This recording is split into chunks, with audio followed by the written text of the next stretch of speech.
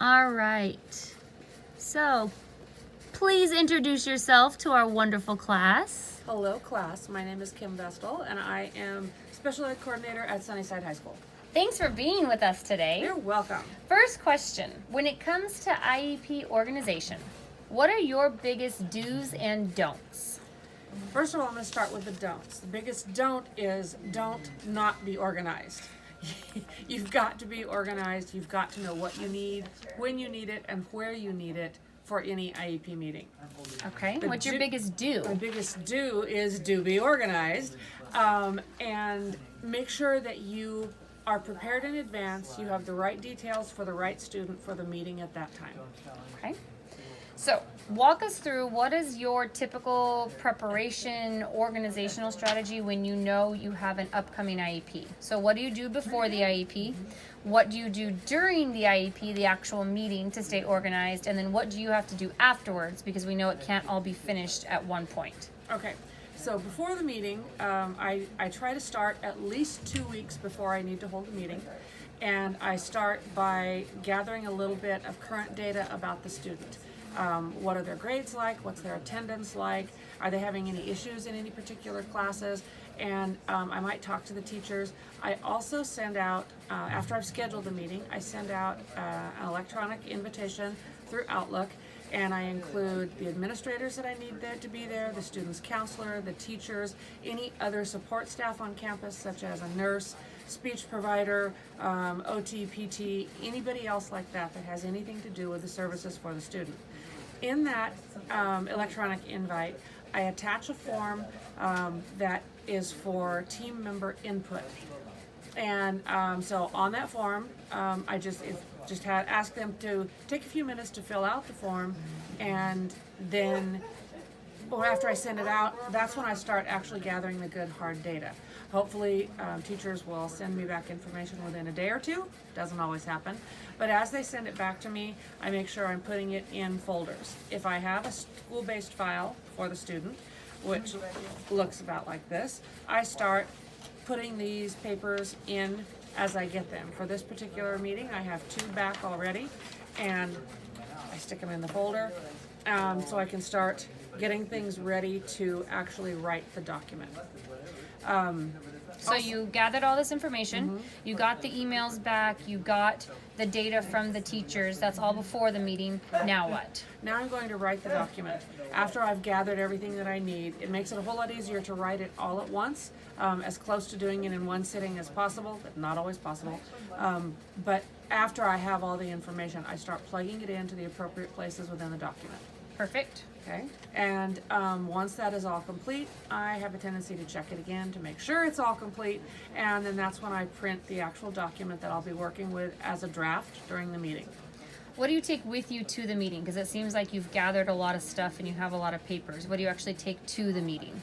If I have a school-based file, I take the file, I take the input from the teacher so that the parent can see it, I take a draft of the entire document, a copy of parents' rights in the appropriate language, and then I also take any other forms that might need to be signed at the meeting, such as a request for translation or a payment form for the interpreter, or if there are student work samples, I try to take those as well.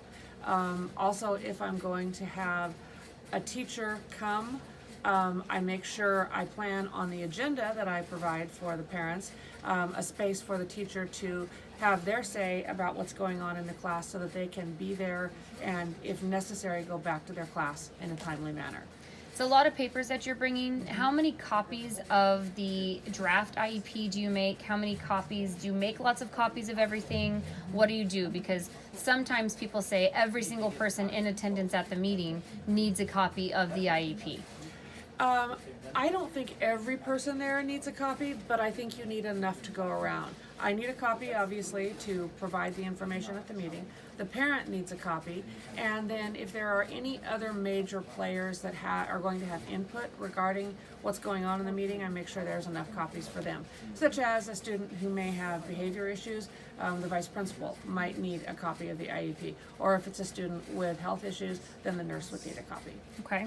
So you finish the meeting, parent signs, everything's Yay! good. Now you still have all of these papers. Oh, yes. What do you do with all of these papers now to ensure that you're able to affirm and attest the meeting in a timely manner, but also take care of all that paperwork Yes. that you had? Due diligence to the details that were discussed at the meeting.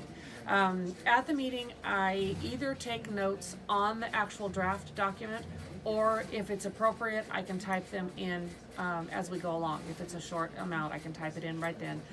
But putting it on the draft document is a good idea, because then you have a copy of it, of what was said at the meeting, so you can look back at it.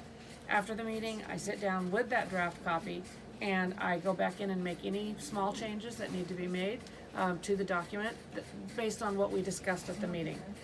I also make sure that all of the teacher input forms are attached to the IEP document. What do you mean attached?